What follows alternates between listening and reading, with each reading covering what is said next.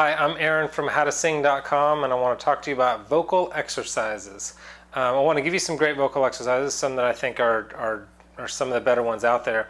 But first, I just want to talk to you for a second about the benefit of vocal exercises. As you may know, your voice, or your voice box, everything that makes up your voice that produces sound is made up primarily of muscle, cartilage as well. But because it's muscle, and a lot of people ask me, can anybody learn how to sing? And my thought is always, well, just like building up a muscle at a gym, you can build up the muscles in your voice box, and you can have better coordination and better pitch and all that stuff. As you develop the muscles through vocal exercises, you strengthen the muscles, and then they're not as weak when those muscles are weak and your cords are weak. That's when you miss pitches and you break and you crack and all that stuff, and you don't have a very high range. All that is because the lack of coordination, because your muscles are not strong. So that's a big benefit of vocal exercises. So better pitch, help increase your range. And another one is smooth out those breaks. You may have heard of what's called the mixed voice, or some people call it the blended voice, or some people just call it the mix.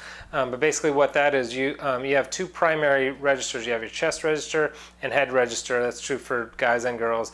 And then there's your falsetto and whistle, but I'm not getting into that. As far as the mixed voice goes, it's basically a mix of your head voice, oh, and your chest voice, oh. It's having a nice blend between the two of those, your mix. Having a good mixed voice is when you have a clean, smooth from like ooh, see, smooth all the way from chest to head and back down. So it's one big blended voice, and that's what vocal exercises will help you do. And one of the exercises I give you today is actually good for helping develop your mix and help smoothing out those breaks. So that'll be good. There are two types of vocal exercises, sort of. I mean, really, there's the warm-up exercises. Which is the first one I'm going to give you, warm-up exercise. And a good warm-up exercise, you just need to do 1, 2, 3, maybe a full regimen of them, but at least the first one or first couple should be a good, like, just getting your voice kind of warmed up kind of thing. And a good closed mouth exercise is a good one to start with. This is just the hmm. Let me just tell you, the other kind of exercise is basically the ones that expand your range, strengthen, develop mix and all that stuff. So those are more strengthening. You don't want to just start right off the bat with those kind of things and do a lot of stuff in your head voice and higher. You don't want to put a lot of strain in your voice at first. When you first wake up in the morning, you kind of just want more like a just something just to get your vocal cords moving, and then go into and then once you get kind of comfortable with that, maybe even like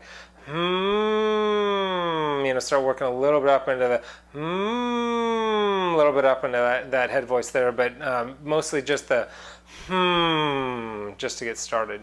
So that's a good one to start out with. The next one is a pharyngeal, what they call a pharyngeal. You get that because your pharynx is down here, larynx and pharynx actually. NG, the So this one is a pharyngeal slide. So this is the actual one that, this slide is the one that can help you expand your range, smooth out breaks, and help you develop your mix. So you got the exercise, and this one is do like an NG kind of sound.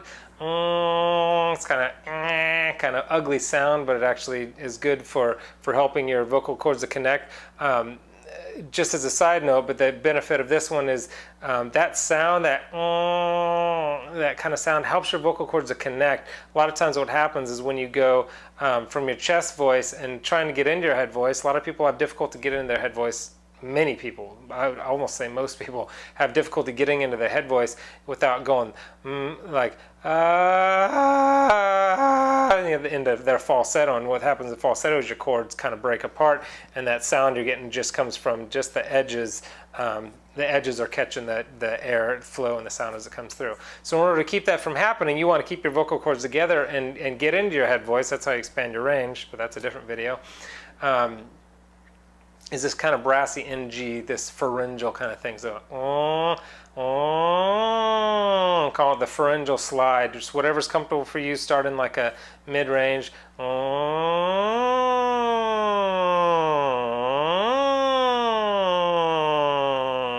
And notice I'm going from my chest voice to my head voice. There's no breaking. It's just that pharyngeal kind of helps keep your chords together. So that's that. Those are two great exercises for you. Vocal exercises are really vitally important for the serious singer. If you want to be serious, you really need to be vocalizing daily, doing your vocal exercises daily.